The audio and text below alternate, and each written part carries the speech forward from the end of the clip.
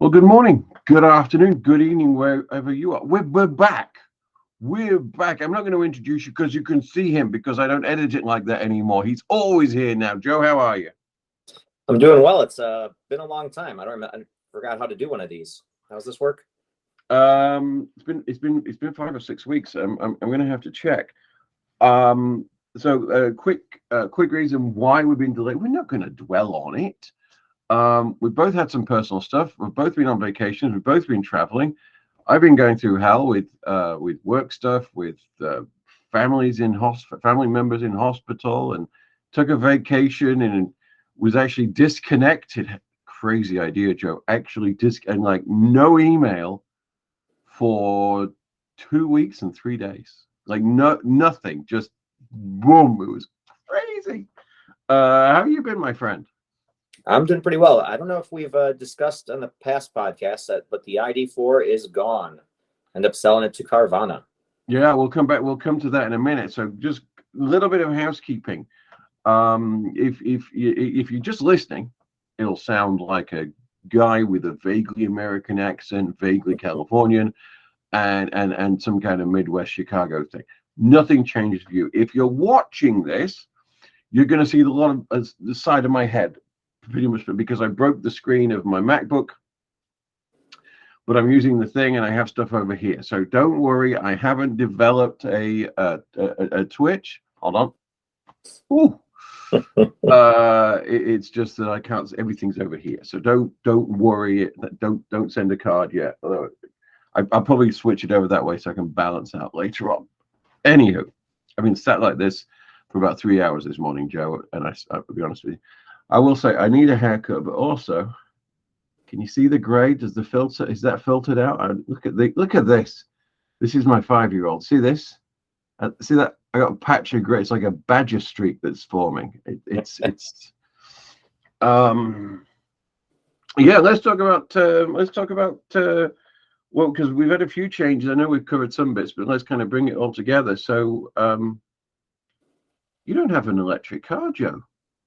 That's correct. I had the opportunity to sell the ID4. Well, I just got a really good price from Carvana that I couldn't say no to, quite frankly. I ended up selling it for, after you factor in the tax credit, for a profit, let alone the fact that I got a year of, hundreds of free charges and 33,000 miles on the vehicle. Couldn't have done better there. Basically a free car for a year. And then my plan was to wait until July 1st to get a car. Still deciding which vehicle I want to get, because as of July 1st in Illinois, we get $4,000 cash as a rebate. So it's not cash on the hood, but it's like a couple months after the purchase, get $4,000 off of an EV, and that counts on used EVs too. Mm-hmm. So just trying to figure out. The only caveat is I have to buy it from a dealership in Illinois. So Polestar is kind of out on that one because that's Minneapolis or Detroit. Tesla, I'm not sure if they would qualify for it because they're not technically dealerships. I'm kind of a gray area. Something tells me somehow the dealership. The dealership association, had this thing created for a purpose. Right. So that puts me down to more of like an Ioniq 5, a BMW i4. If I go budget friendly, of course, the new Bolts are incredibly priced right now with that new price adjustment. So lots of options. We are no major changes here. Still the ID4. We'll talk about that in a minute. Still the Audi eTron, which I'm in love with.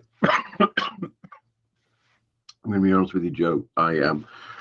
Mrs. Regular EV was, where was she? She was out of town. She was out of town for a couple of days. And she kept sending me text messages to stop using her car because she was watching me using her car on the Google Nest home cameras that we have. Every time there's a vehicle movement, it tells you about it. And she's like, why are you in my car? Because the car seat is in it. I had a puncture Actually, for the first time ever, a regular puncture that didn't need a complete replacement. And A puncture in the VW or the Audi? In the VW.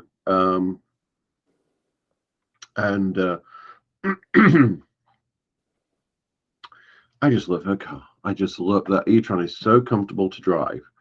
I am really looking. I knew yes, people, comedy's about to arrive. I'm going to be featuring in past. So I was meant to headline a couple of weeks ago, but I got COVID. Anyway, I'm going back to the same venue in Paso Robles. It's about 160 miles away from here. I'm traveling down with Paul Conyers. He's the headliner. But we're going to drive. He's going to come to my house, and then we're going to drive down because, electric is still, even Thursday as the eTron is, it's still cheaper than gas. But we're going to record an episode of comedians in cars going to a gig. And it's just, that car is so comfortable that down and backing 320 miles is not a problem in that thing. I mean, it's so comfortable. It's so easy to drive. And it charges so quickly. So as long as we give ourselves an extra 20 minutes, this is how nuts it is, Joe. As long as we have 20 minutes from arriving in Paso Robles to going to the actual gig, I can charge it as what I need to get back. There might be a 6.5 kilowatt nearby, so it might get an extra quarter of a battery while we're performing, but we'll see. I think last time we discussed that vehicle, we said rain, sun, snow, up a hill, down a hill. It's 2 miles per kilowatt hour, no matter what you do. just consistently. I mean, I think you could probably do 2.1, 2.2 in it. Maybe in slower speed limit areas, yeah. Yeah, Sure. It's just it just goes. It's just so graceful and brutal at the same time. It's just yeah, I love it. Let's talk about the ID4. So there was a thread on Reddit, Joe, where apparently not everyone is subscribing to our podcast. If you haven't, please do. Hit all the major podcast channels. Just subscribe. And people were shocked, I tell you, shocked when they found out that the ID4s that were being delivered were being held at port for a software upgrade. You know what, Joe? If they'd listened to this podcast, they would have known about that 6 weeks before it happened. I don't do gossip. I do information and data. All right, 20 years of bloody security. I don't have the ability to make shit up. Now, what that means, Joe, and I had this confirmed last night with a good friend of mine at service department, ID4s that currently are leaving the forecourt have the version 3 software, have the new charging curve. And I have not seen a video about it. So if you're new and you've got one and you live in the Bay Area, I want to borrow your car just so I can do a review of the version 3 software and show people around it. And if you want to lend it to me for 230 miles, we'll see what the charging curve is like as well. But would you like to know when? Well, I mean, it won't affect you, Joe, but do you want to know when we're going to get the software updates? Are we? September or October. So, on my vacation, I rented a Model Y. So on my vacation, you might have seen some of this on I think I put some pictures on my Twitter on Regarivi Dead on the Twitter on the old tweety tweet. Picked up the car in Newark, drove into Manhattan to pick up the family. Then we drove up to Tarrytown for the Westminster Dog Show. We had a couple of days up there. And then on the Tuesday after that finished, drove all the way up to Portland, Maine. That was a good drive. Couple of superchargers. Only needed one, but as ever, bladders gave out before the battery. And I will say there is the superchargers are so well located for services as a whole. And not every time, but as a whole. Usually a Starbucks or a Panera's within striking distance. And then we had a few days in Maine, and then did some serious lobster roll consumption. From now on, road trips will not be measured in kilowatts, Joe. They will be measured in lobster rolls per mile. That is the true measure. By which case, this was a very thirsty trip. And blueberry beer. Oh, I found this blueberry beer that. Anyway, we then drove to Cape Cod and stayed in P-Town. And that was just fantastic before heading back to Newark. And I mention this because the Model Y was delightfully boring. I will say it's faster than the ID4, but this was a true, ID4. We had all the gear. We had 3 adults, 1 kid, and a service dog, and all the kit for vacation. And I did manage to Tetris it into the Model Y. I don't think I took any photos of it, but it was packed, like to the glass, packed in the back. And I used all the false floor, they have the kind of the hollowed out area, and the front was used as well. I think I could have got this stuff into my ID4. I don't think I would have got it into a rental because I think the trim would have got in the way I have mine with all the trim removed in the trunk and stuff. I still have the carpets, but all the plastic trim's been gone for years. I just about had it fitting in the model in the. I actually took the eTron up to the airport, so the stuff did fit in the eTron, but it was snug, without the frunk, and the eTron has a proper spare tire under the underneath, with all the that space you're not getting back. That's something that unfortunately very few EVs have anymore. Yeah, isn't that the truth? With me punctured tire again. But it was a good trip, and the Model Y was faster than it's faster, but very easy to drive. I like now this didn't have full self-driving, and we talked about this just before. It also didn't have what they just offered, which is the autopilot enhanced autopilot. That's right. Yeah, now they're offering, so it's $12,000 for the full self-driving, which is what it's kind of always been. But now they're offering enhanced autopilot again for $6,000, which gives you smart summon, the auto lane changes, navigate on autopilot, which I think is where it enters and exits the highway for you, something like that, I think. And then there's one other feature, I forget what it was. But it's basically the things that most people would want. I don't know that there's many people that actually want to experience the full self-driving. I actually had a Model X last week, Wednesday, for a day, and went to Milwaukee and back in it. And I like the full self-driving on the highway, but I do not on the city side streets. I like to drive myself on those situations. So a couple of the last time I drove a Tesla, well, not the last time I drove a Tesla, but the last time I put serious miles on a Tesla was when I took that Model 3 all the way to Cheyenne and back in 3 days, 3,000 miles in 3 days. Now that had full self-driving. That was in June of 2020. And I wasn't a fan. It made me seasick. The amount of pressure you had to put on the steering column, because it's not capacitive like it is on the Audi and the VW. It knows you're holding it. You have to actually put some torque on the motor. They've changed that parameter so that it didn't yaw as much, and so I didn't get that seasick feeling. So I will say that, but that was just autopilot, but you have to put it on. Yeah, I'm just looking at the list of so autopilot is traffic aware, cruise control, and auto steer. Yep, you get that as standard. That's what I had, and it was great. Auto lane change, auto park, summon, smart summon, and navigate on autopilot. Auto park was the one I was forgetting. Yeah. The only difference, like you said, and it's 6,000 for enhanced and 12,000, or 200 a month for FSD is traffic light and stop sign control and auto steer on city streets.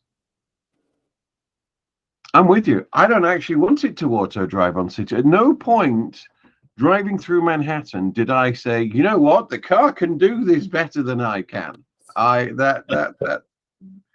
have enough stop signs around here that have trees overgrown in front of them that I inevitably know it will miss some of them. Well, I have to say, even autopilot does not like shadows. Yeah. A couple of times it hit the brakes and hit them pretty hard because of a shadow across the road. Yeah. Much to my passengers' delight. If delight is measured in the like it wasn't me, it was the car. And you naturally have that male tendency to overcompensate, yeah. Anyhow, I would say, because it was annoying whenever you change lane on the freeway, you disengage and then you have to do the double tap again. Yeah. Now, would I spend $6,000 to not have the double tap? That's a question. I'm still not sure. I'm still not necessarily the biggest fan of the double tap to begin with. I like what Hyundai and Kia are offering. They basically have 3 buttons on their steering wheel. One engages adaptive cruise control, and one engages the auto steer. So you can do auto steer while you're modulating the pedal. And the third button does just the full, auto steer, like the full autopilot effect. And I like having the 3 buttons right there, and they're just a button. As fast as you can click it, you can unclick it. Yeah, I mean, our cars self-steering, self-driving function for highway driving. Well, not our car, my car. Obviously, now you know that you're carless. Is fine. You press a button. That's it. You press one button, and you can then just set the speed. And the Audi's interesting. The Audi's the same. You press. It's kind of a hybrid of the two. You have to make sure the cruise control is enabled, which is a physical button. And then on the side of the indicator stalk of all things. And then you've got a dedicated cruise control stick for up, down for speed, backwards for setting. And then you have to press another button in for the intelligence version of it. And it gets a bit antsy. It's not. Ours hold the VW holds the line better, but the Audi's just smoother, and I don't know. You don't feel the need to. I don't know. Let's talk about one thing. So we talked briefly about the ID4 update. Still not. I mean, it's pathetic. I'm bored of it. Brandon's just sold his, by the way, who got his after we got. Did we? Yeah, we spoke to Brandon the first week he had his car, which was last summer, correct? That was. I'm pretty sure he's getting Ioniq 5, which I was going to get an Ioniq 5, but we try to stay diversified as YouTubers. So. But I'm reading right now on Inside EVs that VW Group software unit is delaying EVs from Audi, Porsche, and Bentley. I always get this wrong. Cariad division may delay the Audi Artemis flagship EV to 2027. The Porsche Macan EV and Audi Q6 e-tron are also under threat as well. The report claims Cariad is far behind schedule in its development of new software. The Volkswagen Group subsidiary was supposed to launch a 2.0 software generation capable of hands-off level 4 autonomous driving as early as 2024, but that appears unlikely. Because of the delays, the first production Artemis car, internally called Landjet, will only start after Volkswagen's Trinity electric flagship sedan, according to the company sources. That will be at the end of 2026 and at the earliest, more likely 2027. VW is currently building a new factory in Volkswagen to produce the Trinity starting in 2026. Audi is now said to plan the launch of a slimmed-down electric flagship codenamed Land Yacht with a higher body shape in 2025. This particular model will not feature autonomous driving that was supposed to help Audi compete with EVs from Tesla, BMW, and Mercedes-Benz. Instead of using 2.0, a further development of the intermediate 1.2, which is what I assume is what I'm using, which was supposed to be completed in 2021. To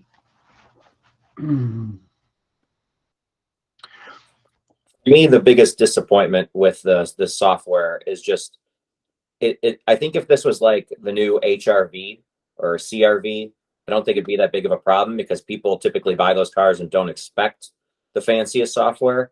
But I think most people that are buying EVs, you look at the Ioniq 5, you look at obviously Tesla with their updates. The Mach-E has quite an impressive tech, bit of tech in the car. I think that's like one of the most important features people are looking for. And that's kind of unfortunately the feature that Volkswagen seems to be struggling with the most, because the rest of the car we love for the most part. I just find it so. Joe, do you know where my Audi e-tron is right now? Do you know where it is? Well, it's down there. But more importantly, I can actually see the bloody thing on here. Yep. The fact that function is, the I don't know about you, and not only that, but if I was to tell the car to start the air conditioning right now, the Audi might actually do it, whereas the VW is so hit and miss. I had a 2017 Volt with a V, and that app was incredibly impressive as far as unlock, lock, remote start, set the temperature, start charging, stop charging. All those sort of things could be done from that app. And then actually, if I subscribe to the premium OnStar, navigation stuff could be sent to the vehicle.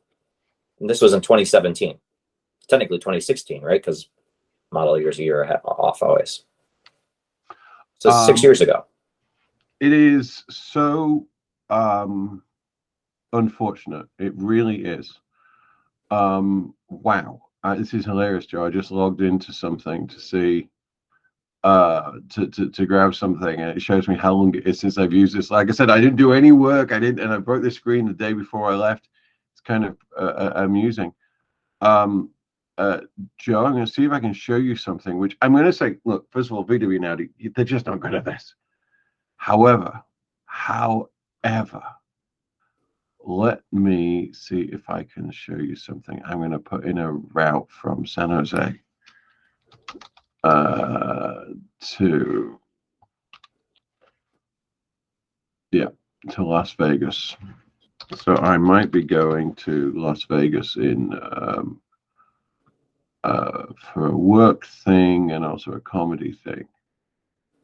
I'm going to see very quickly if it will show me this. Yes, so really impressed with this. I've got to try this out in anger, and I will be doing that in the next couple of days. I'm just check there's nothing else bad on my screen. No, we're fine. Let me share my screen with you, Joe. Sorry, people listening, but this is what you should watch. I'm going to share a tab. I'm going to share a better route planner. All right, Joe. Now, I appreciate the resolution of this may be somewhat off, so we'll see what it looks like in the recording. But you see down here where it says fatty? That's the VW. You see this? I thought the Audi is fatty. No? Sorry, the VW. Sorry, the Audi is fatty. Yeah. You see this, Joe? It's the live data is sleeping. But you know why that is, Joe? Because a better route planner has got over-the-air connectivity through a service, not an app, a service called Smart Car. And they can now directly get consumption, state of charge from the car. No dongles, no nothing. It works with the it works with the Audi, and it works with VW, and this is all part of the A Better Route Planner Premium. So if you pay a couple of dollars a month for A Better Route Planner Premium, which I think I still am paying, even though I don't have a car. But like we've discussed, we support what they do. So it's fantastic. So is this a separate subscription on top of Better Route Planner for the smart No, card this work? is included with the beta. Wow. So they made 100 of accounts of this available. I will turn the car on, but I can't from here because my car keys are downstairs, and see if I brought it to life. I had a quick play with it the other day, and it worked. What's interesting, we need to go back to Fatty for a second.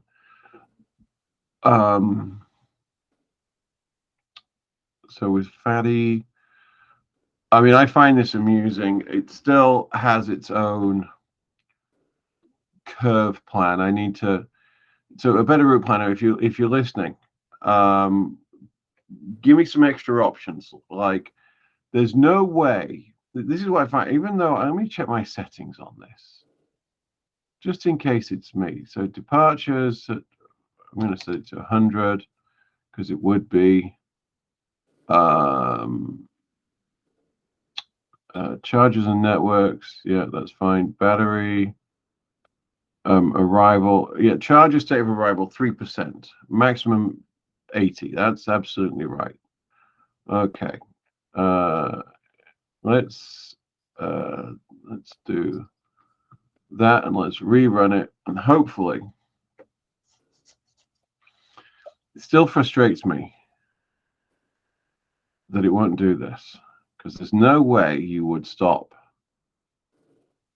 Oh, well, now it's gone the other way. That's kind of amusing. So here's the thing. It now thinks I might get 100. The idea that I would drive 197 miles in that car without stopping is in of itself amusing. But I will tell you that when it says the charging time of 23 minutes, 9 minutes, and 19 minutes, damn, it's on point. It really, I've noticed that even with the Volkswagen, it's pretty darn accurate on those charging times. Yeah. The truth of the matter is, though, I'm sorry to say this, is I would not be doing that, because I would be adding a stop at Harris Ranch, and I would be getting a steak. I would be getting breakfast. I would be getting a decent meal. Because if you're going to have to, there is no good. That's the one thing I will say about this whole. Yeah, it says I would charge it. Yeah, that's not going to happen. I would charge up to 80%. There is no way you do that route without stopping. Hey, shall we talk about? Have you seen the new Electrify America chargers? I've not. I actually. Yeah, I don't think I have. I follow them on Instagram though, so it might have came across my feed. No. Here you go. They exist. They exist. I'm gonna say Brandon. I think Brandon shared it. Twitter. And it was. This is where I find out it was something really rude on my Twitter, because this is skip for now. Because I never know which one of my accounts was going to log in. Brendan Flash.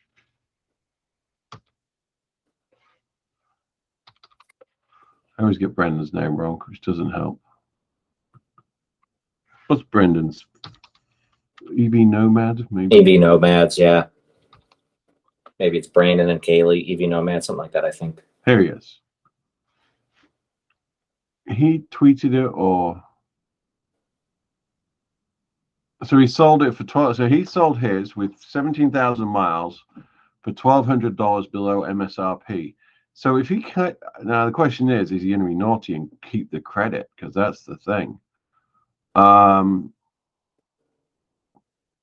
no, no, no, no, no, no, no. I could have sworn it was him that retweeted it. I must be wrong. Sorry if you're having to watch me, struggle with my memory. The irony that I'm looking at memory care clinics for my father-in-law. New electric.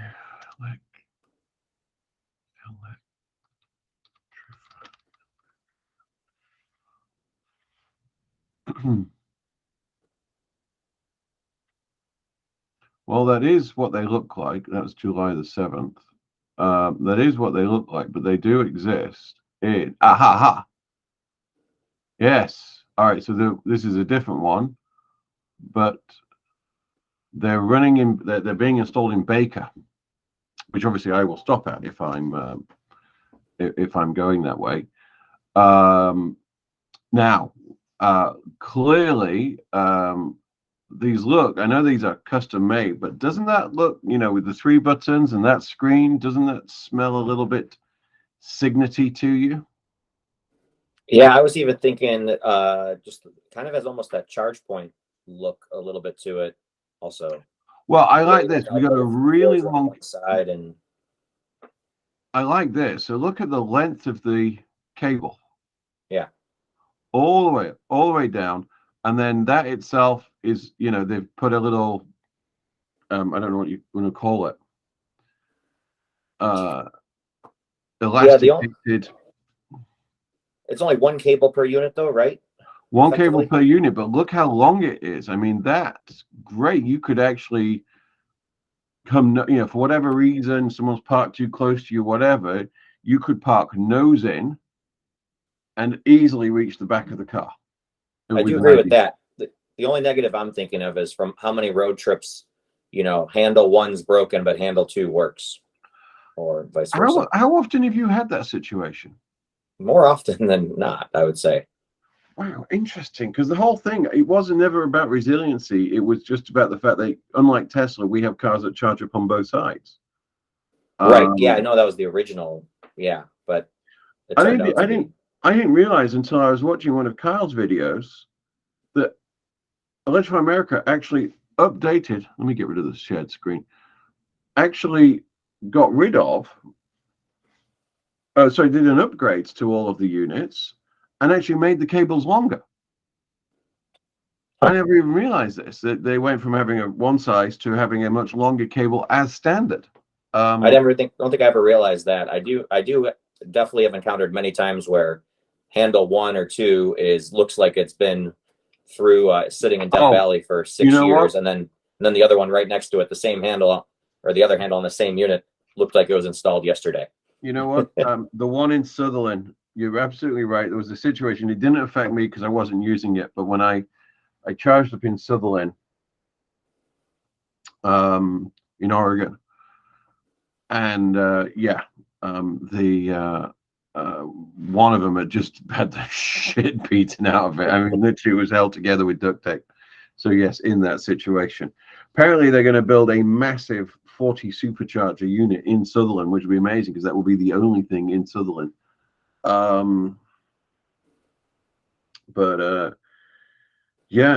are they're going live. There's one live in Charleston. I'm sure that has something to do with its proximity to VW's operations. But I know we're running short on time, but I don't think we've talked about the Bolt, even though, and usually we don't have too many headlines about the Bolt, but this new pricing is we touched on it. Impressive. It's 24. Just running back. It's $24,000. 26,000 for the regular and 28 for the EUV, which and I've spec'd out both of them, and they both come out to basically be well equipped for around 30 grand to 31 grand. They don't get the federal tax credit, but again, let's compare it to, I mean, obviously the Mazda MX-30 is just a terrible vehicle, hence why they sold 23 of them last month. But the Minis, the other one that comes to mind that's similarly priced of being around 33 grand, 35 grand, does get the tax credit. that brings it down to about the same price. And I know the Mini is better styling than, of course, a Bolt, but it's hard to compete with the double the range, more than double the range that the Bolt provides. So you've got the two models. You've got the 1LT and the 2LT. Right. 259 miles. We know that Kyle's actually doing a range. Either Kyle or Maloney's doing a range test on it recently because they mentioned it on the podcast. It was a cold weather, and I think they still got almost 200 out of it. So it's $33,000 for the 1LT and an extra couple of thousand for leather appointed seats and HD surround and a lane change alert with blind zone. That doesn't sound that right. But there's $5,900 cash on the hood of the regular Bolt EV, and there's $6,300 cash on the hood of EUV pricing. So of course this is subject to change, but at this point, pretty competitive. And I've actually seen a couple on the road recently, and especially the EUV, starting to grow on me a little bit because it looks like those little Chevy Trailblazers, which aren't that bad looking of a little SUV thing, whatever you want to call them. You have to, first of all, so here we go. I'm looking at the prices right now. So near me, there is a 1LT for $27,000. It was $5,900 cash allowance. I mean, you have to wonder what changed. How are they? Are they using the settlement money to do this? And obviously they want to keep producing. They can't have a factory being idle. I don't think they're ready to transfer that line to making Lyrics and Cadillacs and yada yada yada or anything at this point. They're very different. And obviously, I'm curious as to why that. I'm just curious. I've not heard anyone from Chevy say why they're doing this. Yeah, I mean, personally, I think at $33,000 they were competitively priced, because when you compare what a Kona or a Niro, which are relatively slow charging vehicles as well, a Niro I think is like $40,000 before credits. Yeah, it's these are interesting times. I had one last thing to talk about, and I can't think for the life of me what it was now. My Rivian's I'm not gonna be, if I do a Rivian, it's not gonna happen until September or October. So perfect in case I ever get an ID4 software update. I'm still actively shopping for an F-150 if I can find one for the right price, but I'm not holding my breath on that. No, I think I occasionally see an email from car gurus telling me about them, but I'm just glancing to see right now. Yes, right now on a national search, I can have the lovely people of Lakesville, Ford Lakesville has a new arrival. I can have a Lariat spec for just $119,995.